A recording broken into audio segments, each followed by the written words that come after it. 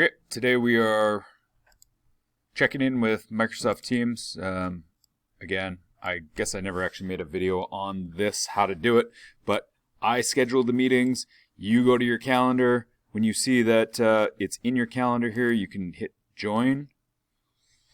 I will make my microphone and my camera active. Cool thing I found in Teams just yesterday, you can click on this background thing, which I've seen people do in videos, but I've never actually done it. So there's a lot of different backgrounds in here, and I think you can add your own. So I'm sure I will add my own as time goes on. So I'm just gonna leave the background here. And then click join now. So our meeting is at 2:30. Okay, so you'll have to hit mute on yours. Yeah, like turn off your audio. Senyun, because you're right beside me. Like do it on your computer. You know, down at the bottom. Bottom. Watch. No. I can't get close to you. Right here.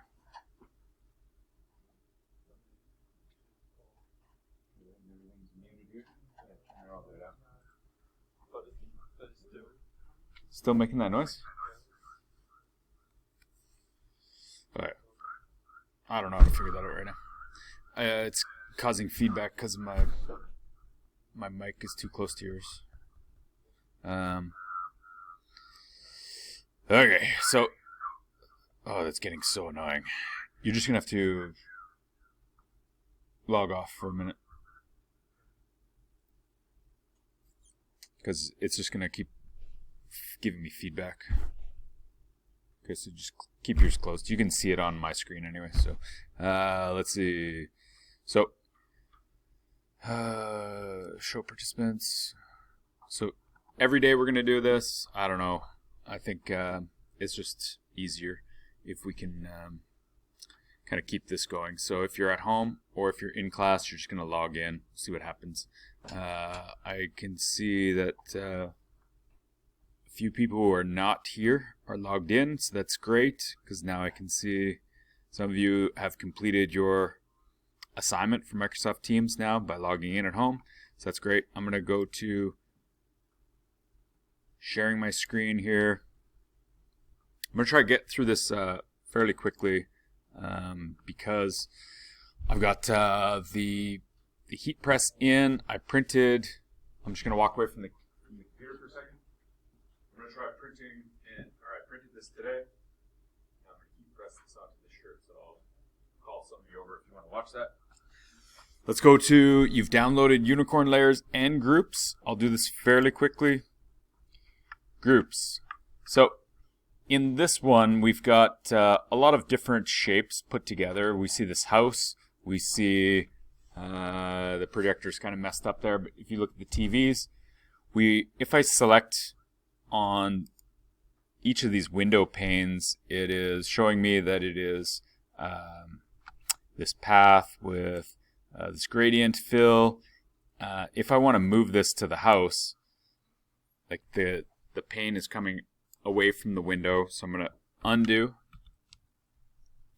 So what I'm going to do is I'm going to click and drag to highlight, to select all the panes in this window, and then I want to keep them together, so I could go up to Object, Group, or I could go Control G as my shortcut.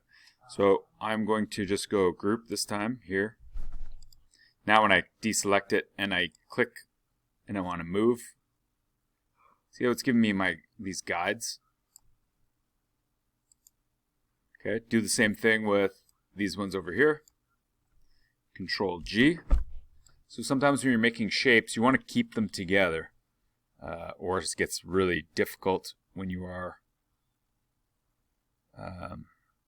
trying to move them around. So I'm put these windows here. I'm going to do the same thing with the door. Control G, drag it out here. You can use arrows on your keyboard to nudge these shapes around.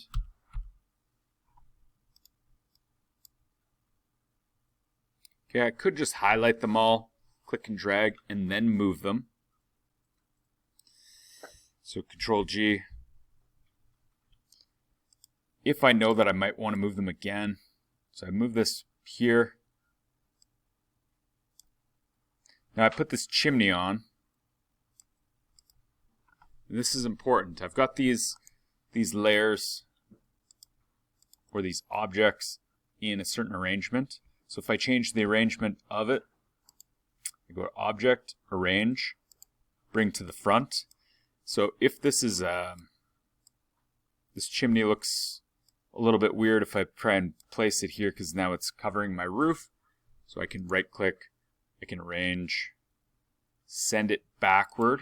You find this in a lot of programs. So sending it backward just means it sends it back one layer. If you send it all the way to the back, it goes to the very back. And then there is my chimney. Now even the house itself is not connected, so I just click and drag to highlight the entire house. Control G to group it. Now if I want to affect, remember if you want to change something, you have to select it to affect it. So if I click on this house once, if I click on this house once, the entire house is selected. If I double click on the house, now I'm into the group. I'm editing the group. Now I can go to this window, double click on the window. Now I'm editing. We see this trail of breadcrumbs up here, and we see that we're editing this particular group, and we could change the window gradient, whatever we're changing this to.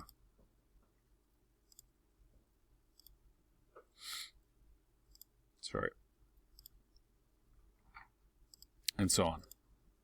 Okay, so if I don't want to do that, Control Z to undo. And then I want to get back to my main artboard. So I'm just going to click back to the house layer, and I can even click out of that isolation mode so I'm not in that isolation mode anymore.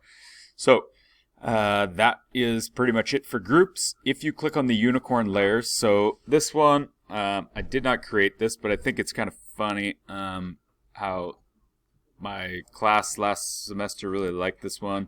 Everybody's creating their own unicorn in this class. So this one, all of the unicorn layers, we haven't looked at layers yet, but if you are in the Essentials Classic, this panel right here, it looks like two squares on top of each other. You hover over top of it, it is layers. You could also go to Window and open up the Layers panel from here. Here we can see we've got the unicorn. This layer is locked. We've got our background. We've got these stars that are floating around. We've got the shadow under the unicorn. We've got this nice little blur there. And this is locked as well. And then we've got the background itself. If you unlock this layer, now we can edit some things in this layer. So if we start to scroll down, we could actually click, select some of these.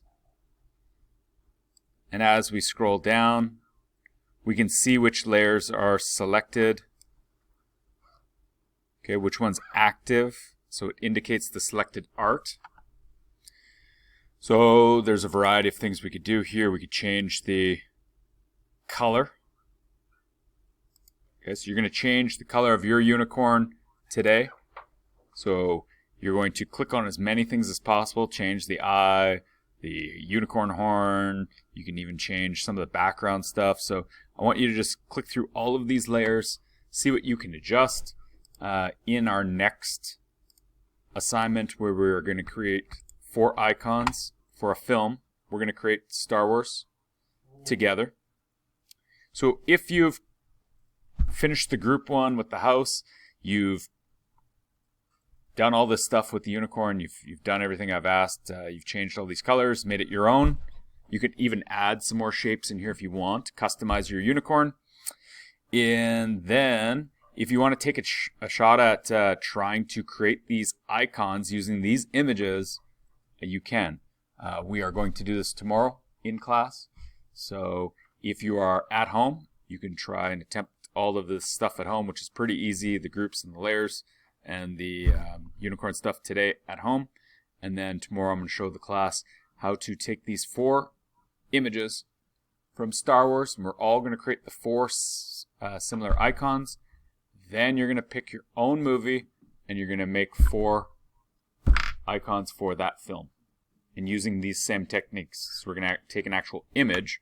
So this is a photograph of R2-D2 and the Death Star and the lightsaber. We're going to use that to create our icons using the shape tools. So I think that's it for this one. I can't think of anything else that I'm missing. Just want to double check who's here. Outside of class especially. Okay, so I'm going to end it here. I'm going to let you work. I'm going to figure out how to get this heat press working, and hopefully I'll make this t-shirt in class as well. So, no questions, I don't think.